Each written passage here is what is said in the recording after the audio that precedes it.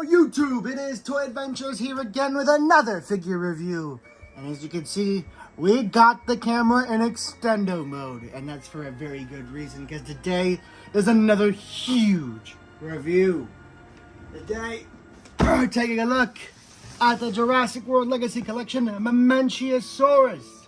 So, all my fellow Lost World stands will remember the Mamenchisaurus as the, well, briefly seen, still making a large impact with its awesome scene in Lost World. You know, it's the long neck that's walking on the game trail. This motorcycle guy right here drives through her legs and goes completely under the dinosaur, resulting in a very cool looking scene. And as you can see here on the box, it is showing that exact game trail with two Mamenchis walking and Carter on the bike. I believe it's Carter on the bike. I know with the toy it was Carter, but Carter was also seen being attacked by the Pachycephalosaurus earlier, so I don't quite know if this is Carter or if it's just another engine hunter on the bike. So you guys have to let me know down in the comments. You have a really nice render here of what looks like it's supposed to be the toy, but just looking a little bit more realistic with kind of the joints airbrushed out of the picture. Taking a look over here, it says it is over 126 centimeters, 49 plus inches long, largo, de long, longo. I'm gonna tell right here. And to the side, oh boy, we have posable, articulado, articulado, Mamenchisaurus. On the back, it is pretty much the same image, but done with a vertical kind of crop to it, saying all the same stuff. I think this might just be it for the box. Yep. You can just see a nice little overview of the box. It shows you how it's constructed. If you want to display it vertical, or if you want to display it horizontal. That's what I like about this box, is that there is options for either store clerks or people who want to display the box, if they want to display it with more room going vertical, or if they want the full portrait of the box art with horizontal. So really nice box art here, but of course that's not what we're here to review. Let's get the Mamenchisaurus out of the box. Alright, so reviewing this thing is going to be an extreme challenge. As you can see, this thing is extremely long. Just take a look at this. This might be the longest long neck we've gotten so far.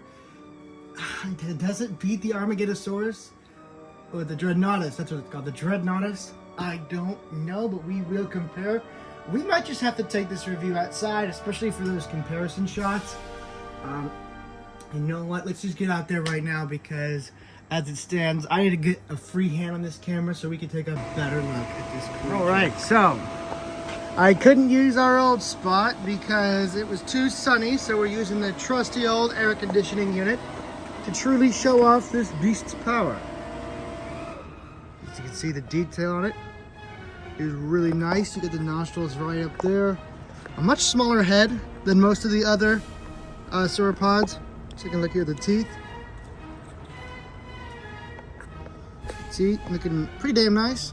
Pretty standard paint in there. Nothing too crazy, but it gets the job done. Its mouth.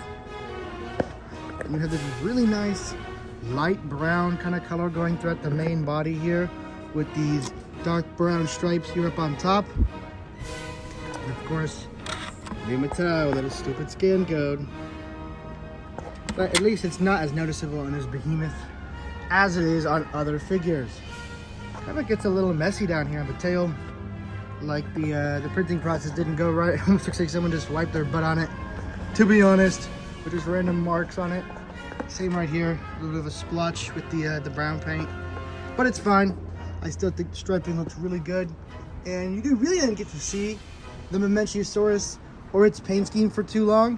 So as far as I'm concerned, this is movie accurate. It doesn't need to be super crazy, because you really didn't see it that much other than it getting drove through, which is a very odd sentence to say. But I'll just let you guys take a good look at the detail through here. Pretty standard sculpt work. It's a nice wrinkling down here with the belly kind of shape going throughout here. Just all the little muscle definition, bumps, scales. That's one of the great thing about these big sauropod figures is it gives Mattel a huge base to just do all their detail work on and really show their sculpting skills. And they really showed off here. No doubt about that.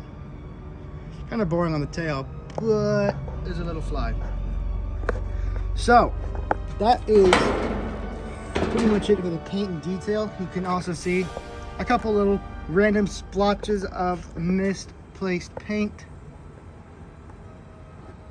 kind of giving it more of a dirty look than it does like a professional look. Like this just looks like someone spilled something disgusting on its leg. You can't really see it too much on film. You can, but it's much worse in person. It looks like a stain, doesn't look like brown paint. Same with that, it looks like someone smeared poop on this thing. Kind of strange, but I'm sure it was a factory error, not like, you know, an intentional addition. So, articulation. How does this big guy articulate? Sorry, it's a little tough doing all this, having to hold the camera. So, in terms of articulation, for the neck, move up, just about to there. It's actually the max it can go. But it can also articulate down that far. It always looks a little unnatural with that giant rump hanging in there. You also have rotation here in the base of the neck because these two are separate points. And it's a pretty sturdy joint right there. It's not going to get loose and have the neck sag or fall down over time. That seems like it's going to be really strong for a long time and hold any pose you need it to. Of course, the legs are on ratchet joints. So they'll lock in right there and they'll lock in right there. But they also can move in between, anywhere in between, and stay there. But it locks in at these two spots. Same with the back legs. It locks in back there, locks in right there, but of course you can move it and adjust it anywhere in between. But tail's on a 360-degree rotation as expected. So that's pretty much it for the articulation. Let's get on to the final stage of this thing, and that is the size comparisons. This thing is huge, and I am very curious to see how it stacks up with the other sauropods we've gotten so far. All right, starting us off in size comparisons, we're going to compare to the trusty and always awesome Legacy Collection Brachii. So, as we can immediately see, the Brachii is taller, but not overall longer. The Brachii is actually a little stubby. You can see just how much the Mamenchisaurus overshadows the Brachii. Its neck's far longer, and its tail is far, far longer. So, really cool. But I was wrong.